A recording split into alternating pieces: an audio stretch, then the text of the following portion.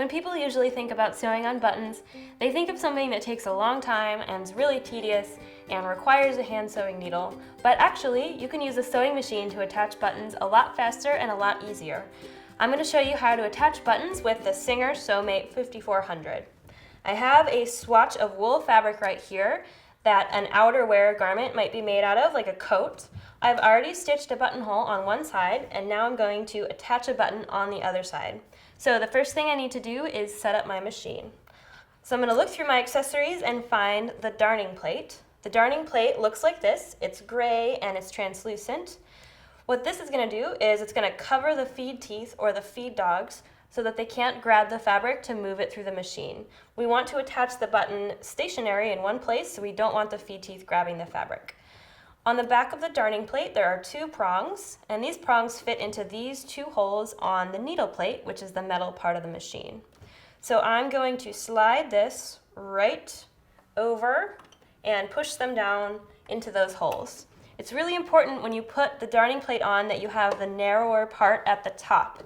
And you'll know that you do if the hole in the darning plate lines up with the hole in the needle plate.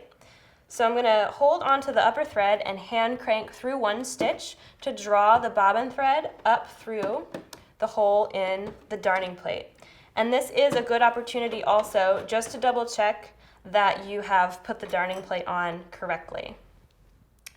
Once the darning plate is on, we're going to set our stitch. So we're going to go to a zigzag stitch because we want the needle to move back and forth between the holes of the button. So we're going to go to stitch 03. And the length in this case doesn't really matter because we're not going anywhere. The width we will be setting based on the width of the holes in the button.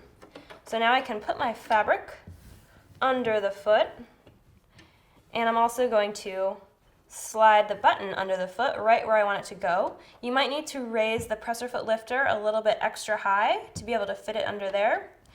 And I want to see the two holes in the button right in that opening in the presser foot. So now I'm going to pick a width, and then I'm going to test that it's an okay width by hand cranking the needle and making sure that it clears both holes in the button. You definitely want to do this hand cranking test. You don't just want to push on the pedal because the needle might hit the button and break. So I just tested it and the needle clears both holes. So now I'm going to go ahead and stitch about 10 stitches. Once I do that, I'll lift the presser foot, pull out the button, and cut the threads. At this point, I would take a hand sewing needle and just really quickly thread the upper threads through the hand sewing needle, bring them to the back and tie them in a knot, and my button is totally finished.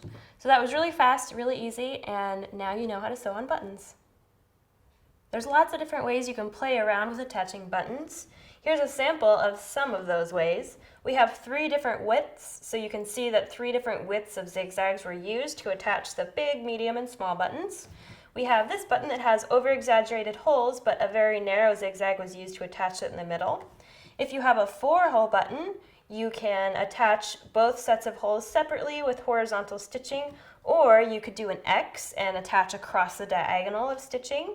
You can even play around with thread colors and change the patterns that you use within the 4 holes to create all sorts of designs, whatever you can think of.